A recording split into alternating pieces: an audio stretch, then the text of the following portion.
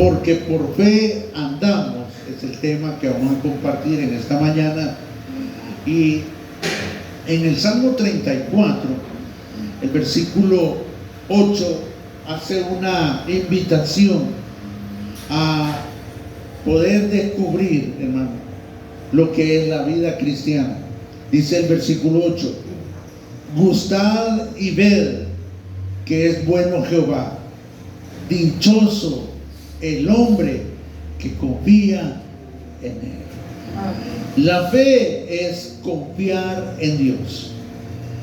A través de la palabra nosotros encontramos una sola palabra, un solo testimonio: dichoso el hombre que confía en él.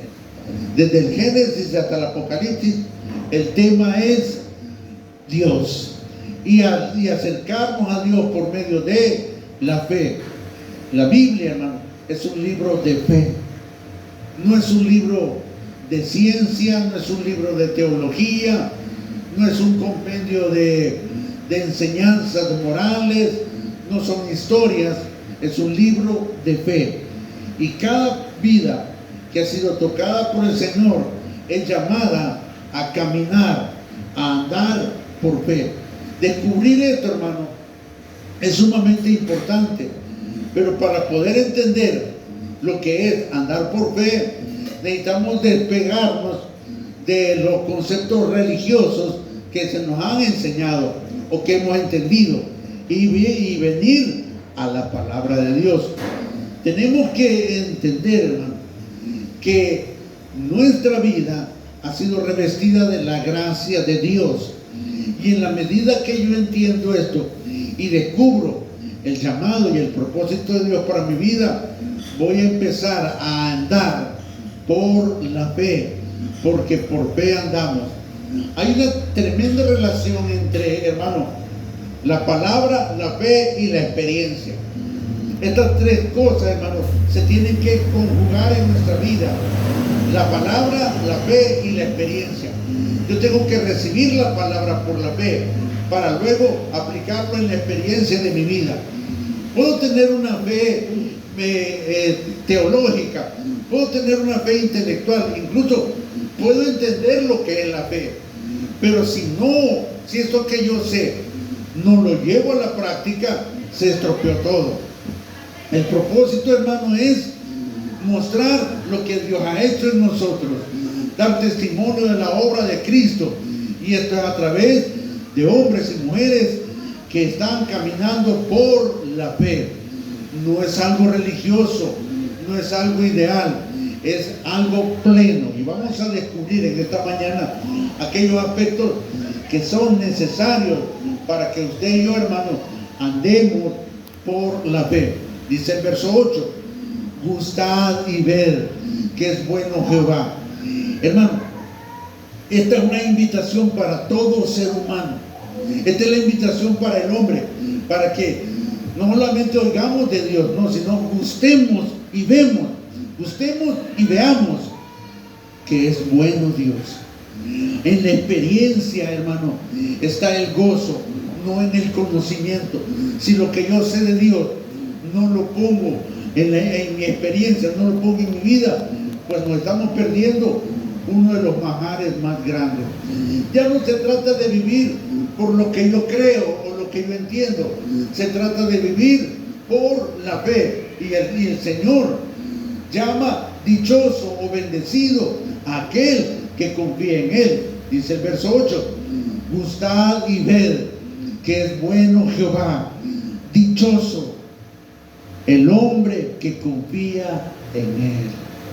Que el Señor pueda encontrar hombres que confíen en Él. De hecho, la iglesia está constituida de esto, de hombres y mujeres que confían en Él, que creen en Él y que lo están aplicando en su vida diaria. Vamos a ir viendo, hermano, que la realidad misma, hermano, está basada no en lo que yo experimento, siento o veo, sino en mi comunión, en mi contacto y en mi relación con Dios diaria. Descubrir, hermano, este pequeño este pequeño pero poderoso factor en nuestra vida que es la fe, es determinante. Porque, hermano, la vida cristiana se vive y se experimenta por la fe. ¿Dónde comienza? En la palabra. ¿Cuál es el resultado de tener un contacto con la palabra? Nace la fe. Y la fe me lleva a la experiencia, a vivir, a gustar y ver que es bueno Dios. No hay despropósito en nada de lo que Dios hace, pero es necesario, ojo, que creamos. ¿Qué es la fe? Es creer. Mire lo que dice Primera de Juan, capítulo 5. Primera de Juan, capítulo 5. Es hermano, un llamado para todo aquel que ha decidido seguir a Cristo. Poner toda nuestra confianza en el Señor. Cuando venimos a Cristo, hermano, ocurre algo nuevo, lo que llamamos el nuevo nacimiento. Pero ¿qué implica el nuevo nacimiento? Implica, hermano, lo que dice Primera de Juan, capítulo 5, el versículo 4. Porque todo lo que es nacido de Dios vence al mundo. Y esta es la victoria que ha vencido al mundo, nuestra fe. Ok, yo acepté a Cristo. Tengo el potencial, hermano, de acuerdo a la palabra, de poder, hermano, ser más que vencedor. Dice, porque todo lo que es nacido de Dios, todo aquel que ha aceptado a Cristo, todo aquel que se ha entregado a Cristo, todo aquel que ha decidido seguir a Cristo, porque todo lo que es nacido de Dios, ¿qué dice? Vence al mundo. ¿Y cuál es la victoria? Y esta es la victoria que ha vencido al mundo, nuestra fe. Hermano, la fe es poderosa. La fe, hermano, mueve montañas. La fe es la realización y la manifestación de Dios. Cuando hay fe, Dios se mueve. Cuando no hay fe, Dios no se mueve. Veamos y apliquemos esta regla. En la medida que nosotros creemos, en esa medida Dios se va a mover. En la medida que yo creo, en esa medida Dios se va a manifestar en nuestra vida. Y Juan se adelanta a todos los eventos de la iglesia y nos dice, porque todo lo que ha nacido de Dios, todo lo que es nacido de Dios, todo lo que hemos nacido de Dios, están revestidos de algo, tienen un sello. Vence al mundo, mujeres, hombres, niños, adultos, no importa, todo aquel que ha nacido de Dios tiene un sello. Vence al mundo, porque todo lo que es nacido de Dios vence al mundo. Y esta es la victoria que ha vencido al mundo, nuestra fe. Una iglesia se tiene que caracterizar esencialmente por hombres y mujeres de fe. Podemos hacer todo lo demás, podemos cumplir con todo lo que es la religión, pero si no está este factor determinante, no se crece y mucho menos se vence. Hemos nacido a vencer. Por eso Juan pone este sello en la vida de todo hombre que ha puesto su confianza en el Señor. Gálatas capítulo 2, versículo 20, añade algo más. ¿Cuál es la manifestación plena de un hombre y de una mujer de fe? Porque fe, hermano, no solo es creer, es parte de la fe. Pero Pablo va un poco más allá. Y este versículo nos describe de una manera completa lo que es la fe. La fe, de acuerdo a lo que dice Pablo, hermano, en Gálatas, capítulo 2, de acuerdo a lo que Pablo nos enseña, la fe no solo es creer, sino es una entrega. Es entregarnos. Gálatas capítulo 2, versículo 20. Con Cristo estoy juntamente crucificado. Y mire qué tremendo. y ya no vivo yo, mas vive Cristo en mí. Amén. Y lo que ahora vivo en la carne, lo vivo en la fe del Hijo de Dios, el cual me amó y se entregó a sí mismo por mí. Wow. Esta declaración, hermano, encaja perfectamente en el deseo y propósito de Dios para nosotros. Él no solo quiere que le conozcamos, ni que le adoremos, y que andemos diciendo qué bueno es Dios. No. Él quiere que vayamos un poco más allá. La fe, hermano, trasciende a lo que yo pueda hacer con mis fuerzas, a lo que yo pueda hacer con mi mente. La fe trasciende al plano espiritual. Y es ahí, hermano, donde el poder de Dios se manifiesta y yo puedo disfrutar a Dios. Por eso Pablo dice: con Cristo estoy juntamente crucificado. La fe me lleva a la cruz. La fe me hace, hermano, entregarme a Cristo a tal punto de ser crucificado juntamente con Él. Todo lo que soy, todas mis pasiones, toda mi carne, todas mis ideas, todo lo que soy tiene que ser crucificado. Eso es entrega.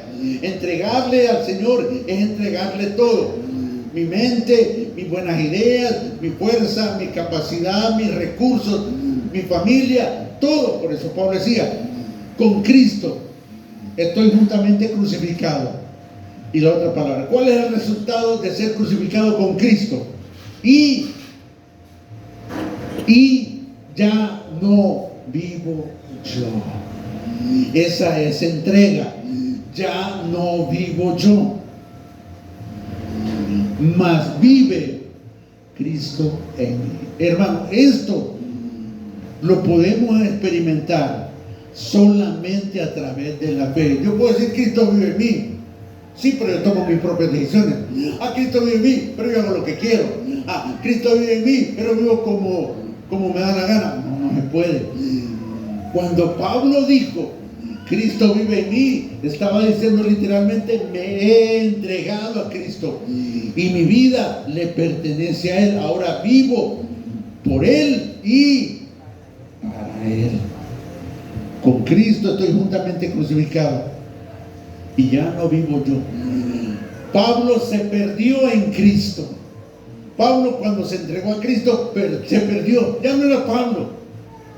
Ya no era lo que Pablo decía, ya no eran las opiniones de Pablo, ya todo lo que veía Pablo desapareció.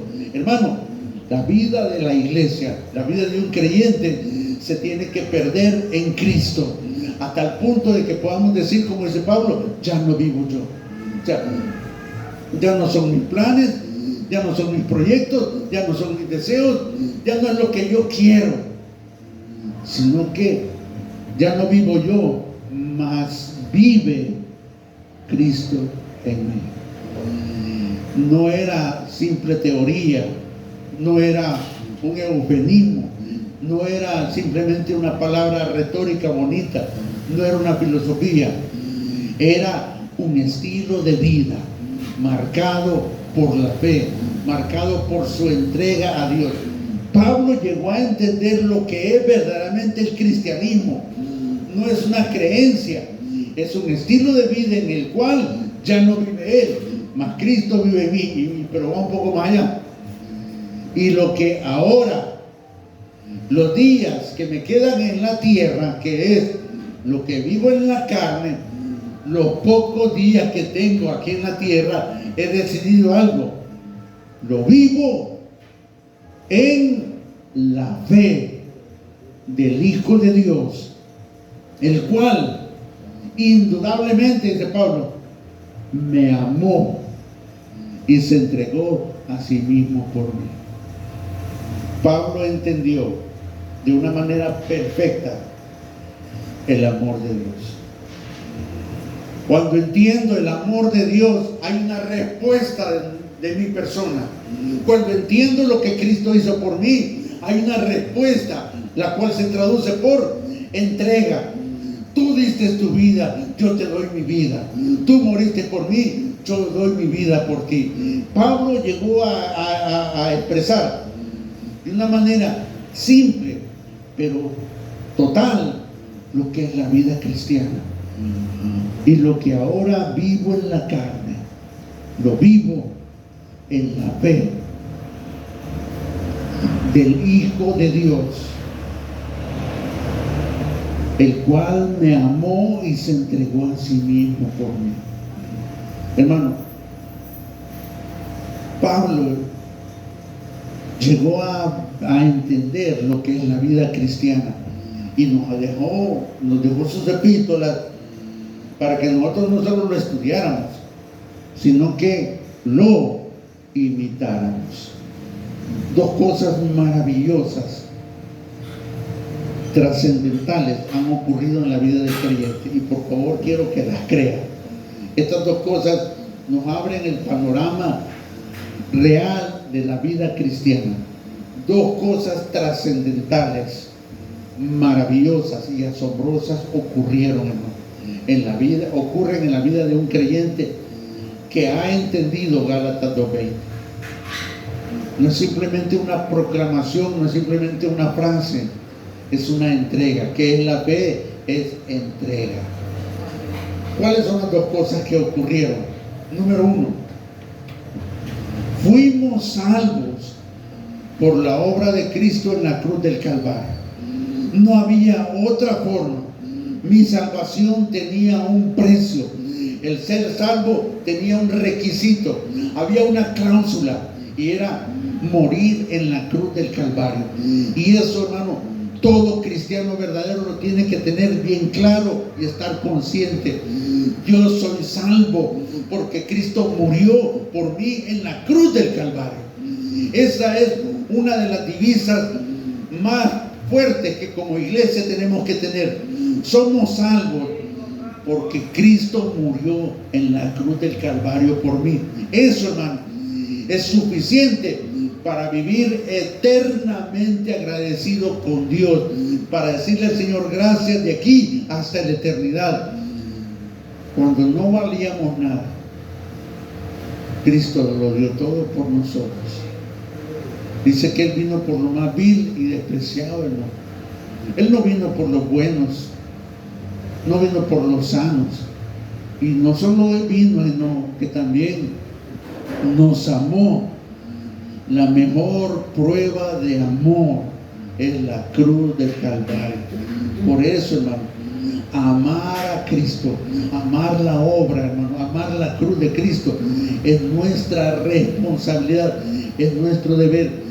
Si entiendo qué es la salvación, hermano, inevitablemente tengo que amar al Señor y tengo que vivir por Él, porque nadie hubiera hecho lo que Cristo hizo por nosotros. Mi hermano, esto nos empieza a que podamos medio entender, medio entender lo que es la fe, porque si creer en Cristo no ha cambiado mi vida, entonces no he creído en Él. Creer en Cristo tiene que afectar de una manera radical mi vida, hasta el punto que podamos decir, ya no vivo yo, sino que Cristo vive en mí. El primer evento, hermano, que usted no tiene que olvidar nunca en su vida es que yo soy salvo porque Cristo murió por mí en la cruz del Calvario. El segundo evento, hermano, somos vencedores. Aparte de que somos salvos, somos vencedores porque Él vive en mí. Cristo no solo murió en la cruz del Calvario, ahora Él murió, resucitó y ahora vive en mí. Yo soy vencedor y puedo obtener todo lo que deseo por medio de Cristo. Pero ¿de qué manera? Yo soy vencedor porque Él vive en mí. Estas dos cosas no las tiene que olvidar nunca. ¿Por qué? Porque es necesario que vivamos en el nivel que Dios quiere que vivamos. Tenemos que salir del concepto humano del concepto religioso y entrar en la revelación de Dios.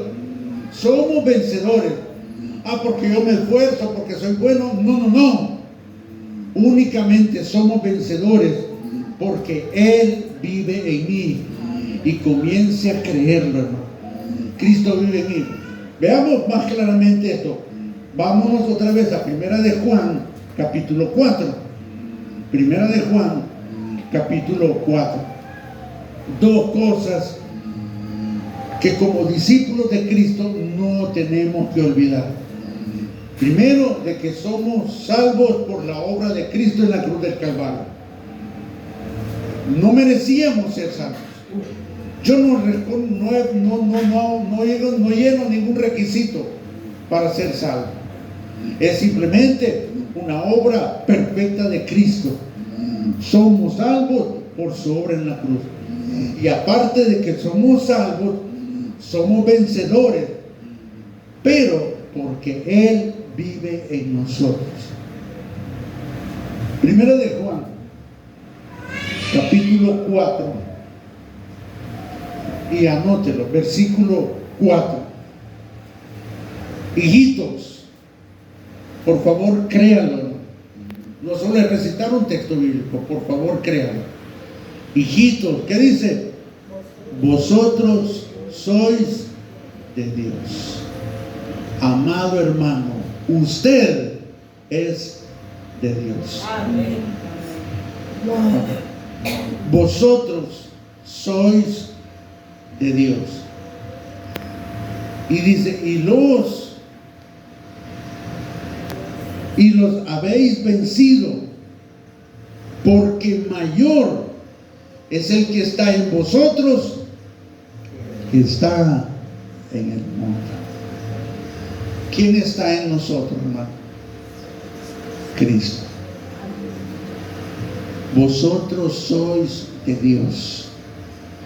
Vosotros sois de Dios y los habéis vencido. ¿A quién he vencido? Al mundo, al enemigo, al pecado. Hijitos, vosotros sois de Dios y los habéis vencido. ¿Por qué? Porque mayor es el que está en vosotros que el que está en el mundo. Tenemos que descubrir la grandeza y la gloria de Cristo que está en nosotros. Es tan grande, hermano. Pero vuelvo a lo mismo. Dios se va a mover en la medida que yo creo. Si mi fe es poca, Dios se va a mover poco. Si mi fe es grande, Dios se va a mover grandemente. Y si no tengo fe, no se queje mañana. En la medida que yo creo, en esa medida Dios se va a revelar. Lo único que permite que Dios obre en la vida del hombre es si encuentra fe. No es otra cosa. No es que tenga obras, no es que se porte bien, no es que sea don bueno, no. Lo único que Dios quiere ver en usted es a Cristo. Él no quiere ver mi apellido, lo que yo hago, la buena persona que soy, cómo amo a mi familia. No.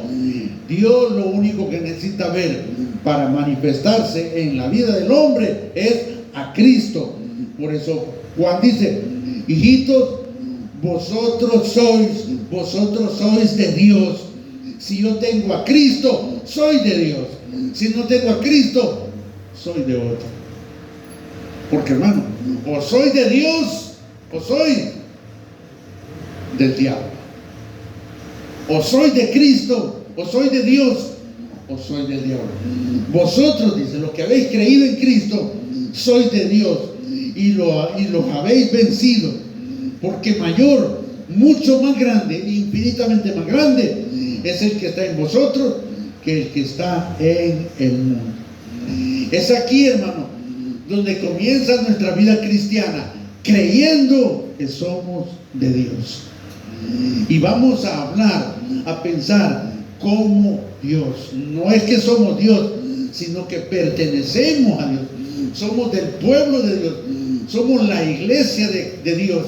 Somos, hermano, el testimonio de Dios en la tierra. Por lo tanto, hermano, Es aquí donde comienza nuestra vida cristiana. Es donde comienza nuestra vida como discípulos, hermano. Donde hermano, ocurre algo, un mover de fe. Hablamos, hermano, de un mover de fe. Nuestra vida cristiana comienza cuando hay un mover de fe. Y entonces, antes, ¿qué es lo que ha habido? Pura religión. Dios no se mueve en la religión, el hombre sí. Dios solamente se mueve cuando encuentra un corazón que tiene fe. Hermano, aparte de ser salvos, dijimos que la Biblia nos declara que somos más que vencedores. Y comience a creer. No es una terapia de autocrecimiento o levantar nuestra autoestima. No. Partimos de un hecho declarado por Dios. No es que, yo quiero ser vencedor. No. La Biblia declara que somos más que vencedores. Miren lo que dice Romanos capítulo 8, versículo 37. Romanos. Le recomiendo que en su casa lea todo el capítulo de Romanos. Es una de las piezas más lindas que hay en la Biblia, que describe nuestra relación con el Señor.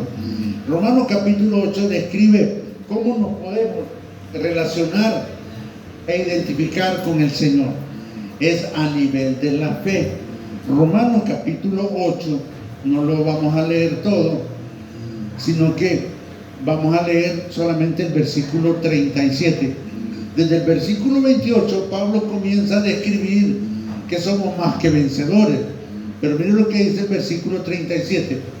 Antes, en todas estas cosas, o sea, no importa todo lo que nos venga, no importa lo que estemos pasando, no importa, hermano, las situaciones que estemos viviendo, la Biblia dice, antes en todas estas cosas somos más que vencedores por medio de aquel que nos amó.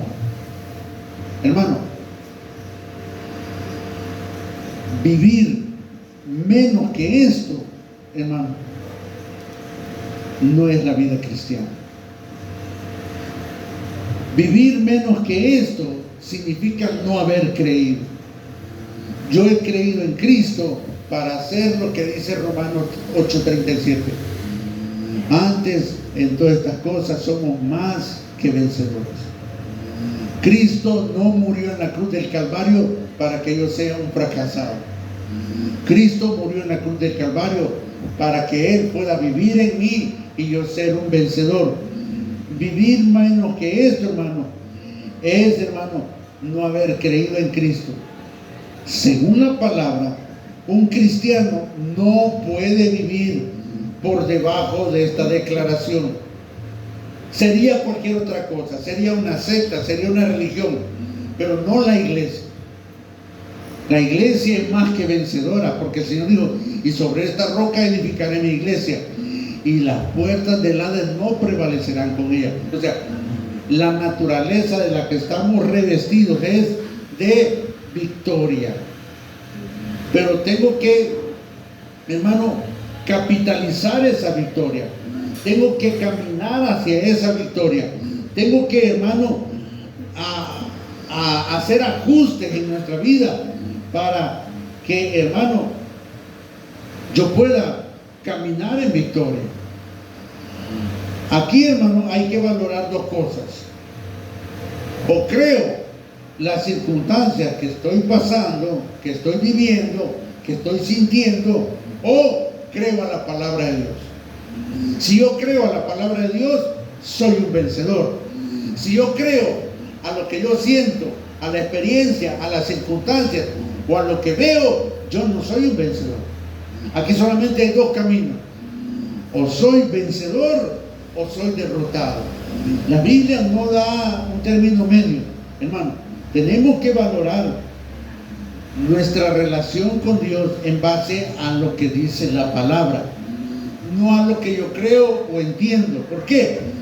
Porque la palabra de Dios no es para cuestionarla, no es para ver si me conviene o no me conviene, o lo aplico o no lo aplico. Su declaración es radical y me lleva en una dirección.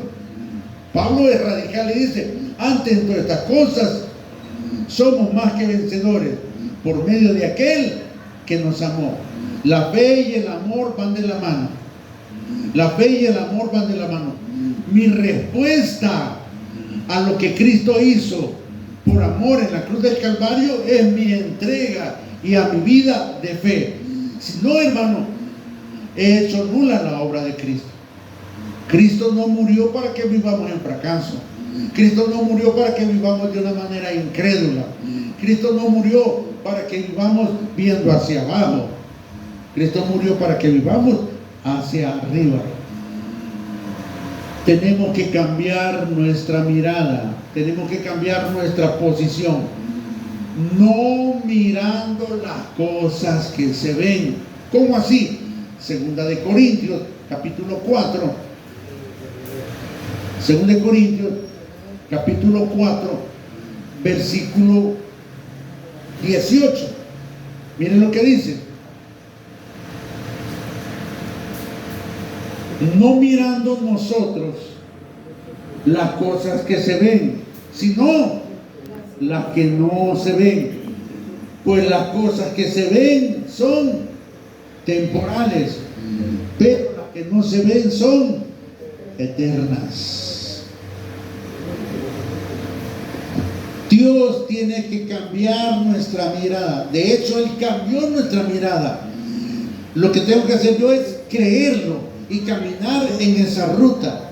Hermano, como le digo, hay dos maneras de ver la vida: por la fe o por nuestra experiencia, por la fe o por nuestra capacidad y entendimiento y conocimiento.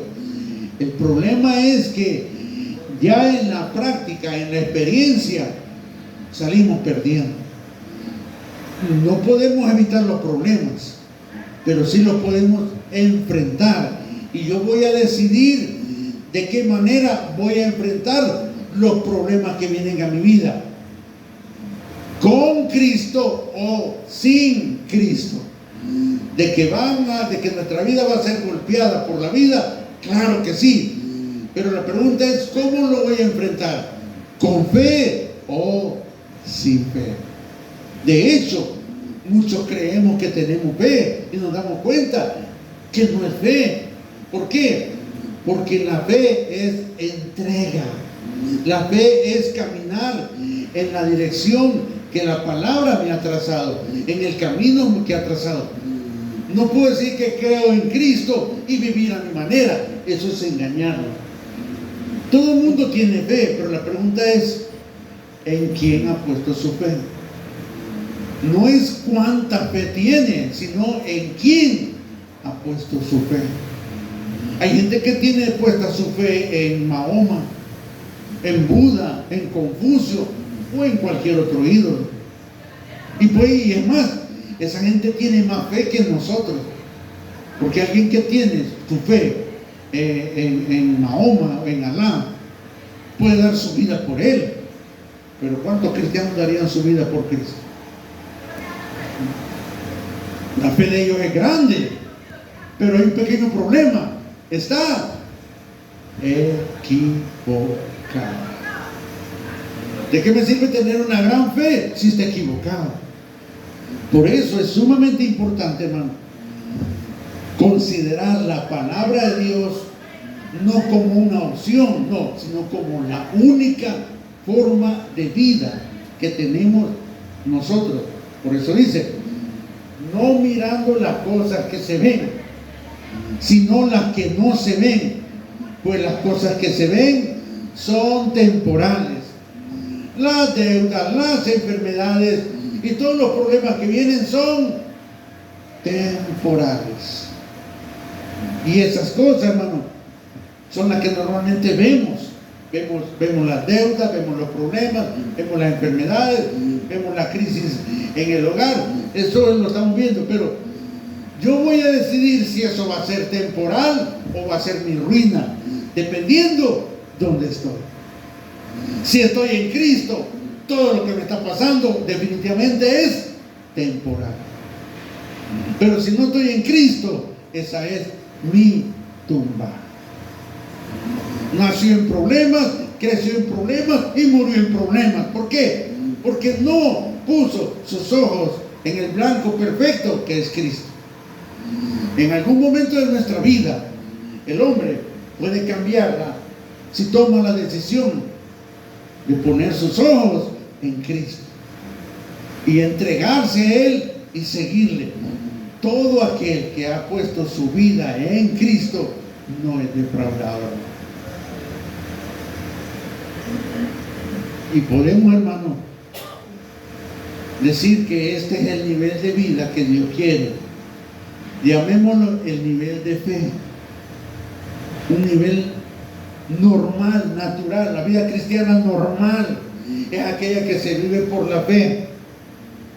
Ahora, la pregunta del millón es: ¿cómo vivo esa vida, hermano? Sí, está bonito lo que ha dicho, pero ¿cómo vivo esa vida? Ok, 3 versículos nos van a ayudar a que entendamos cómo puedo yo vivir esta vida. El primero, segunda de Timoteo, capítulo 3. ¿Cómo puedo yo vivir esta vida que Dios quiere que yo viva? Ok. Segunda de Timoteo, capítulo 3, versículo 16 y 17. Dice la palabra de Dios: toda la escritura, ese libro que usted tiene en su mano, es inspirada por Dios y útil para enseñar, para redarguir, para corregir, para instruir en justicia, a fin de que el hombre de Dios sea perfecto, enteramente preparado para toda buena obra. ¿Cómo hago para vivir, hermano, la vida de fe que Dios quiere? ¿Cómo hago para vivir la vida de victoria? Creyendo en la palabra. ¿Cuáles son las características y la naturaleza de ese libro que usted tiene? Toda la escritura, ese libro que tiene, es inspirado por Dios. Solo ahí, hermano, supera todos los libros del planeta. No hay otro libro superior o que se compare o que intente compararse con la Biblia. ¿Por qué? Porque es inspirada por Dios. De ahí todos los libros son inspirados por los hombres. Aún los libros que ellos llaman que son sagrados, solo hay un texto sagrado y lo tenemos en nuestras manos y se llama la palabra de Dios, la Biblia. Toda la escritura es inspirada por Dios. Esa frase, hermano, debe de animarnos a acercarnos a ella y a comer y a beber de la palabra. No es cualquier libro, hermano. Por eso usted va a experimentar miles de problemas para leer la Biblia. Para leer el periódico, un Paquín o cualquier otro libro no hay ningún problema. Pero para la Biblia va a encontrar mucha oposición. ¿Por qué? Porque este es el único texto escrito que tenemos que viene del cielo. Toda la escritura es inspirada por Dios y útil. ¿Para qué? Para enseñar. Necesitamos aprender algo nuevo. Para redarguir, para corregir, para instruir en justicia. Cuando dice redarguir significa, hermano, poner en orden, poner en la posición correcta, para enseñar, para poner en la posición correcta, para corregir, para instruir en justicia, a fin de que el hombre de Dios sea perfecto. La palabra perfecto se traduce en el original como maduro, para que el hombre de Dios sea maduro, enteramente preparado para toda buena obra. Y no hay mejor buena obra que seguir a Cristo, poner nuestra fe en Cristo, entregarle toda nuestra vida a Cristo. Segundo versículo que nos va a ayudar a poder crecer y caminar en esta vida de fe. Primero vimos la naturaleza de la Biblia. Primero vimos el carácter de la palabra. Eso tiene que ser, hermanos, tiene que tener suficiente peso para que usted ame la palabra y desee la palabra. Josué capítulo 1 versículo 8, un texto conocidísimo. Es el sexto libro del Antiguo Testamento. Josué capítulo 1. ¿Cómo puedo, hermano, caminar por la fe? ¿Cómo puedo entrar en esta vida de fe? Es únicamente, hermano, a través de la palabra de Dios. De hecho, el Espíritu Santo no se va a manifestar en alguien que no conoce ni ama la palabra. La base sobre la cual Dios va a obrar de una manera sobrenatural en nuestra vida es la palabra de Dios. La unción, el bautismo y el mover del Espíritu Santo se va a dar en aquellos que conocen y aman la palabra. Josué capítulo 1 versículo 8. Hermano, esta es una orden, no es una sugerencia. Miren lo que dice Josué 1:8. Nunca se apartará de tu boca este libro de la ley, sino que de día y de noche meditarás en él, para que guardes y hagas conforme a todo lo que está en él escrito, porque entonces hará prosperar tu camino. Y mire qué maravilloso. ¿Y qué dice? Y todo te saldrá bien. Una de dos: o yo estoy equivocado o Dios está equivocado, pero alguien tiene que estar equivocado. Y yo le digo, prefiero 1000 veces estar yo equivocado que dudar de la palabra. Aquí el Señor me está dando el avance literal, confiable y radical para cambiar mi vida, para que mi fe, para que yo tenga un nivel de fe en el que pueda, hermano, ser más que vencedor. ¿Cómo puedo ser yo más que vencedor? Nunca se apartará de tu boca este libro del rey, sino que de día y de noche meditarás en él, para que guardes y hagas conforme a todo lo que en él está escrito, porque entonces harás prosperar tu camino y todo te saldrá bien. Josué era un hombre de guerra y él quería una estrategia para poder conquistar la tierra prometida, y Dios le dio la mejor estrategia, ¿no? Y es la palabra de Dios. La mejor estrategia para enfrentar la vida, la mejor estrategia para pelear nuestras batallas, la mejor estrategia para vencer al enemigo es: nunca se apartará de tu boca este libro de la ley, sino que de día y de noche meditarás en él, para que hagas conforme a todo lo que en él está escrito, porque entonces, solo entonces, harás prosperar tu camino y todo te saldrá bien. ¿Por qué los cristianos sufren? ¿Por qué los cristianos estamos pasando miles de problemas? ¿Cómo está nuestra lectura bíblica? ¿Cómo está nuestra devocional? ¿Cómo está nuestro contacto y acercamiento a Dios? Eso determina mucho nuestra condición de vida. No esperemos que Dios nos vaya bien si solo conozco Juan 3:16. No esperemos que nos vaya bien en el año si todo el año no leí la palabra. Desde enero, desde el 1 de enero hasta aquí, ¿cómo ha estado nuestra lectura bíblica? En la medida que yo asimilo la palabra, en esa medida soy un vencedor. ¿Por qué? Porque voy conociendo el carácter de Dios, voy conociendo el propósito de Dios, voy conociendo el deseo de Dios. Y hermano, Él no quiere que yo fracase. Si yo fracaso es porque yo decidí no hacer lo que el Señor pidió. Ahora, si yo quiero, hermano, sembrar bendición, tengo que comer bendición. Si yo quiero ser de bendición a los demás, yo tengo que plantar esta bendición en mi vida. Hermano, no puedo dar a otros lo que yo no tengo. Amén. Y Dios me ha dado suficiente para ser de bendición. Cuando yo estoy inmerso en la palabra, cuando soy embargado por la palabra y el conocimiento de la palabra mora en mí, hay una transformación en mí. ¿Cuál es el resultado de conocer y amar la palabra?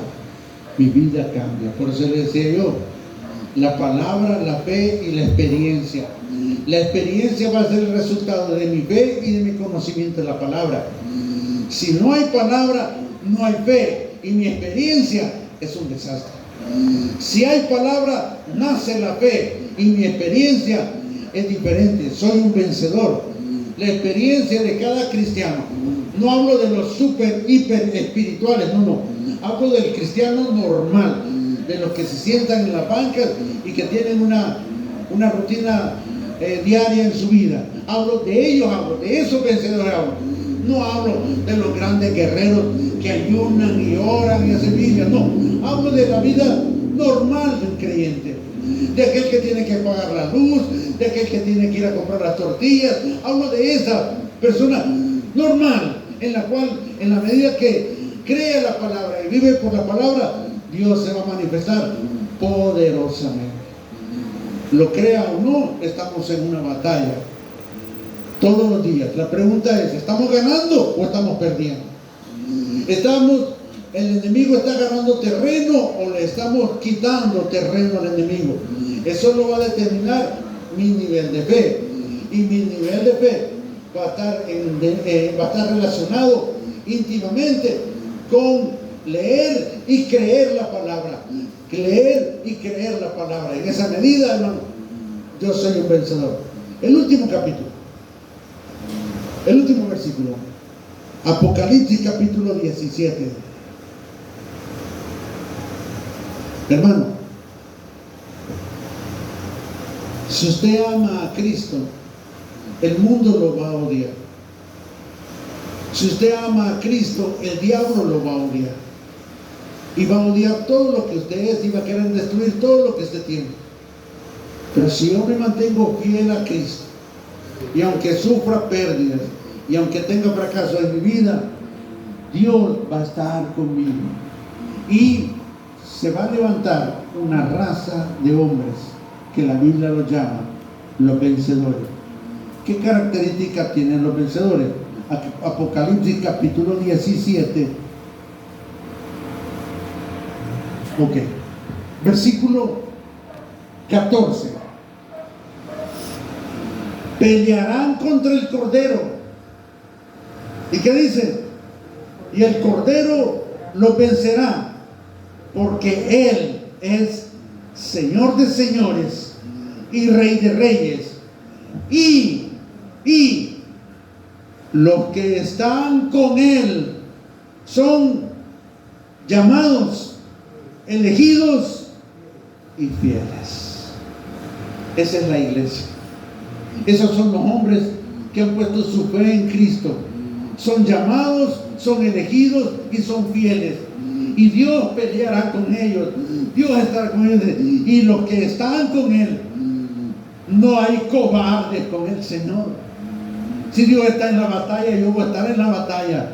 Dice, pelearán contra el Cordero, y el Cordero los vencerá, porque Él es Señor de señores y Rey de reyes.